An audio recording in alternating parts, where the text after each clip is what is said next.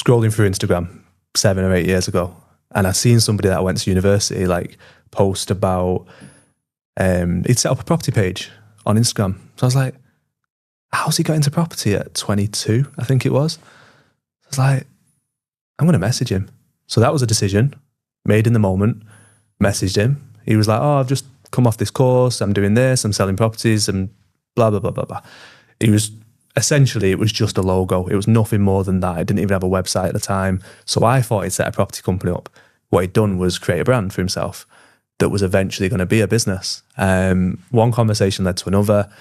Well, 6 months later, he introduces me to his business partner now. So he's connected with somebody through a networking event. I then start sourcing self-employed. So I leave my employed role, which is when I was scrolling through Instagram and messaging him, become self-employed for his business that was just an idea 6 months ago. Mm-hmm. I meet his business partner at the time, Brad, who's now my business partner in a completely separate business.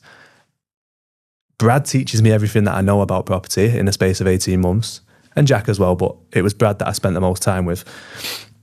Then I go off on my own path for a few years in property still, but separate to Jack and Brad.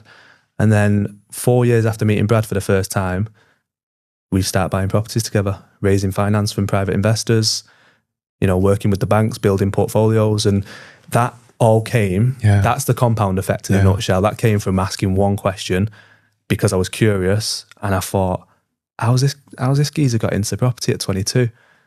And then he told me. And then we ended up doing something together. And then with his business plan, I literally would not be in Poland had I not asked that question, because property made it possible. Yeah.